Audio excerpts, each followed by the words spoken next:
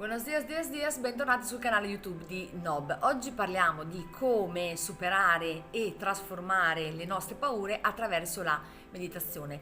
Lo facciamo dal quartiere di Grazia che è ubicato a Barcellona, visto che Barcellona dopo 10 anni è tornata a Barcellona. La meditazione, quindi il ritiro di meditazione di cui sto parlando e ho parlato negli ultimi due video, aiuta assolutamente a mettere all'angolo, a vedere molto bene la nostra paura. I loop e le resistenze sono le figlie della nostra paura, quindi c'è la nostra paura, la paura degli altri che è assolutamente legittima, ma ci dobbiamo ricordare che la paura è degli altri, non è la nostra. La paura di non avere abbastanza soldi, la paura di non riuscire a controllare le situazioni, la paura di morire, sono tutte paure con le quali io attraverso la meditazione, che sia un ritiro di meditazione, che sia una meditazione continuata, mi sono trovata faccia a faccia. Quindi quello che troverete adesso sono le descrizioni, delle clip di descrizione di quello che mi è successo quando sono stata al ritiro di meditazione Vipassana. Quindi non è l'ego che parla, ma è semplicemente la mia testimonianza e la condivisione, dato che, come ho spiegato in questo video, non so bene dove sia, la mente umana fino a un certo punto ragiona nella stessa identica maniera. Siamo tutti dentro alla bolla, dopodiché la mente si sbloccano le paure, si sbloccano i loop e le resistenze, quindi se ha funzionato con me è una tecnica, quella della meditazione, che funziona assolutamente con tutti, perché fino a un certo punto siamo tutti uguali, poi ci sganciamo. A cosa mi è servito il corso di Vipassana? Riuscire a guardarmi dentro, a vedere quali sono, almeno questa è la mia esperienza, quali sono i miei meccanismi, le situazioni nelle quali mi infilo sempre, perché mi infilo, quindi a vedere chi è la vera Federica e a vedere anche chi sono le persone con le quali interagisco. E quindi buttato il seme della Vipassana è come se si aprisse una nuova dimensione nella quale possiamo stare per riconoscere quando siamo noi che agiamo dentro la Matrix, quando siamo noi che agiamo come vere noi, con i nostri principi, le nostre speranze, quando interagiamo con gli altri, se gli altri sono anche loro dentro la Matrix o se dietro il comportamento degli altri in realtà c'è realtà. E siccome a casa avevo detto che andavo a questo ritiro di meditazione in cui non potevo parlare con nessuno, il cellulare mi sarebbe stato probabilmente preso, non potevano chiamare nella struttura a meno che non fosse una cosa urgente, e quindi oltre ad avere la mia ansia di questa cosa c'era l'ansia di casa che mi era arrivata, no? Dove vai a fare questo corso, che cos'è questa roba? Avevo lasciato a mio babbo il numero di telefono della struttura e quando sono arrivata il ragazzo che mi ha fatto l'accettazione, quindi con la registrazione, il numero, il ritiro dei miei oggetti personali, avevo detto che siccome in quel periodo ero ancora in fase faccio l'insegnante sì, faccio l'insegnante no, se mi chiamavano dalla scuola per un incarico io assolutamente dovevo rispondere a questa telefonata, a questa chiamata, mi chiamavano da casa perché altrimenti sarei rimasta senza lavoro, quindi un super controllo, cioè proprio la mia mente super controllo, invece il controllo anche no, anche perché quante possibilità c'erano che la scuola chiamasse a casa e che per l'incarico e quindi che a casa mi chiamassero perché avevo ricevuto l'incarico e quindi dovevo uscire prima dal corso perché sennò rimaniamo senza lavoro, cioè possibilità veramente molto remote. Comunque io avevo questo fantasma che era uno dei miei fantasmi che ho avuto durante il corso, perlomeno a inizio corso, e quindi quando beccavo questo volontario gli chiedevo, senza parlare troppo, gli chiedevo e lui mi diceva no, e lui mi diceva no. La cosa che ho scoperto a posteriori, ovviamente, la cosa che ho scoperto a posteriori quando sono arrivata a casa, che nonostante io ogni 2 giorni chiedessi al volontario no, no, quando sono arrivata a casa ho scoperto che dopo alcune settimane che mio babbo praticamente un giorno per sondare il terreno e vedere dov'ero aveva chiamato nella struttura, ovviamente gli avevano risposto in inglese, quindi comunicazione pressoché nulla, e giustamente il volontario, siccome non era la telefonata della scuola ma era la telefonata di mio babbo, non mi ha detto niente perché altrimenti io sarei andata in palla, e ha fatto bene. Quando inizia il corso si vede che, l'ho visto io, ci sono delle persone che non ce la fanno perché l'essere umano a volte ha bisogno, non ce la fa, no? È ancora troppo attaccato alle parole, ai gesti, ai suoni, agli sguardi, al telefono, al materiale, al controllo, ognuno ha la sua storia. Quindi ci sono delle persone che abbiamo visto tutti, quelli che eravamo presenti al corso, che hanno abbandonato perché l'uscita era davanti alla zona pranzo o comunque dove c'erano gli spazi liberi nei momenti di vuoto, e si vedevano anche nei momenti in cui si faceva di meditazione che c'erano dei cuscini vuoti. Quindi ci sono delle persone che proprio primo e secondo giorno sono andate via, poi non è più andato via nessuno, perché questa cosa la spiego anche dopo. La mente umana fino a un certo punto ragiona tutta allo stesso modo. Da quel punto in poi avviene la magia e ognuno parte per le cose incredibili che si possono fare.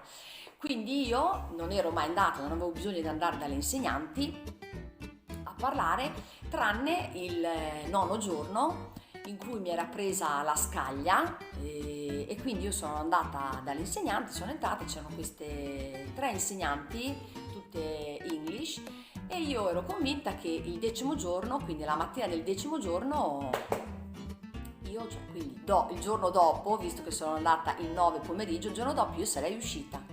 Mi siedo e spiego questa cosa, dico allora io domani parto, no? Perché ho i problemi della scuola, se mi chiamano sempre la solita pusghetta, e gli insegnanti si guardano tra di loro e dicono ma Federica, il corso finisce il 10 è incluso, quindi tu esci di qui l'11° giorno dalle 11:30 in poi siete tutti liberi.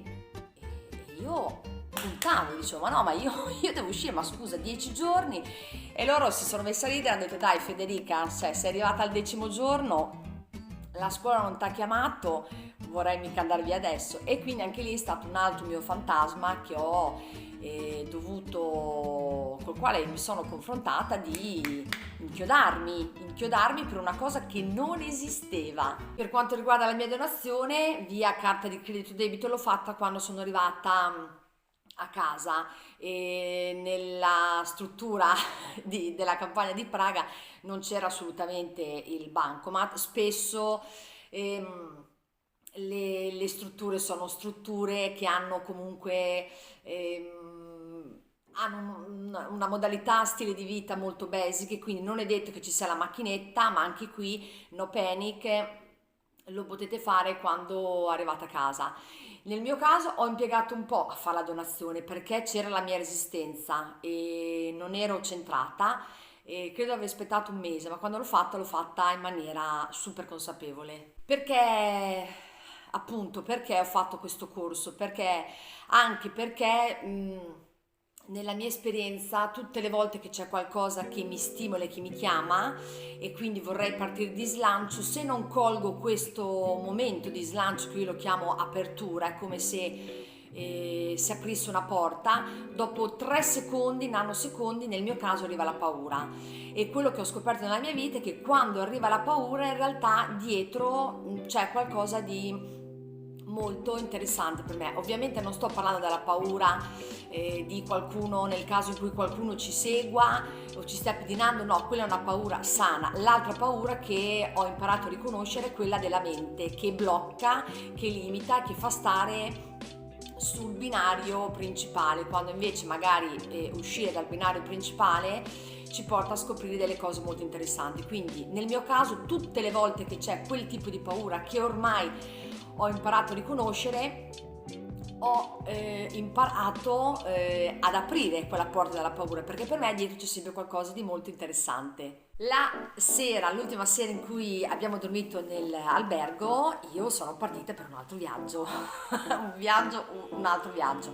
Allora, io sono Sagittario ascendente Ariete, non voglio parlare di astrologia, però qui l'elemento fuoco c'entra assolutamente, quindi mollati, tutti contenti perché avevamo finito, andiamo a dormire tutti.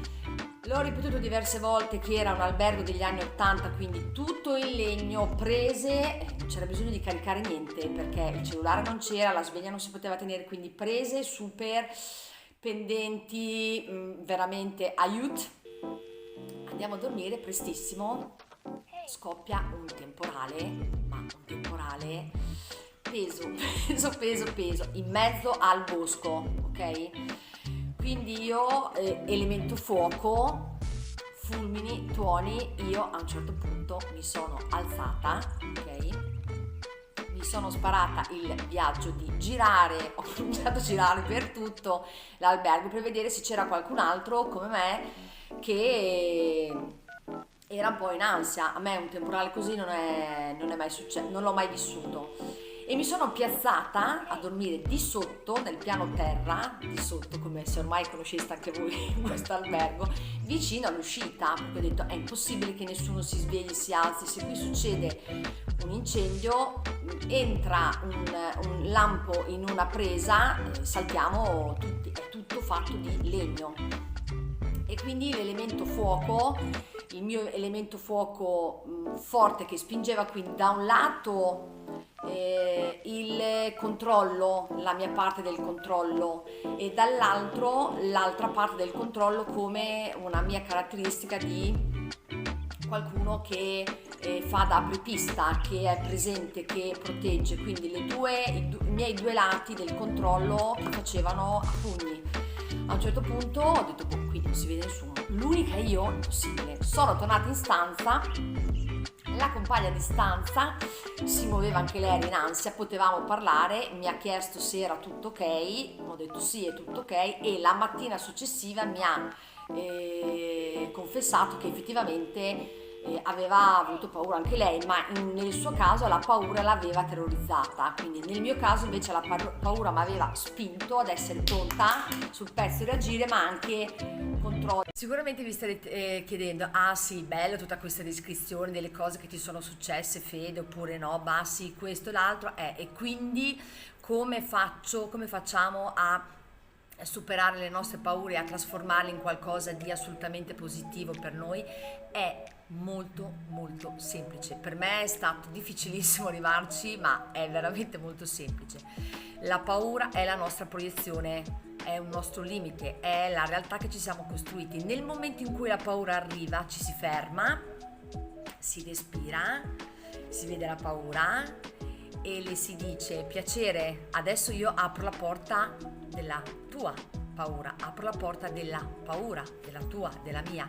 E nel momento in cui si apre la porta, come per magia, come si vede nei film, puff, sparisce tutto, e quello che c'è dietro è qualcosa di bello, nel senso di super istruttivo. Arrivano i doni dall'universo e noi riusciamo a entrare nel nostro flusso. Potrei dire che in una frase o con un verbo: stare. Arriva la paura, stai, respiri, apri, e la paura ti sta semplicemente dicendo: vuoi veramente fare questa cosa? È veramente il tuo deseo, il tuo desiderio connesso con sopra? Fammi un po' vedere quanto lo stai dicendo o sentendo. Se lo stiamo sentendo, alla paura ci presentiamo, le diciamo ciao, apriamo la porta e la nostra resistenza, loop o sottocategorie delle paure svaniscono e noi riusciamo ad andare diretti all'obiettivo perché sentiamo. Yalla, spero che questo video sia stato interessante, istruttivo. Se avete dei commenti o degli argomenti che vorreste venissero affrontati, scrivetelo nei commenti. Vi potete iscrivere e mi potete seguire sul canale YouTube di Nob. Ciao, state bene da Barcellona, dove ci sono tipo 18 gradi, che bello. Ciao, ciao, ciao, grazie, ciao.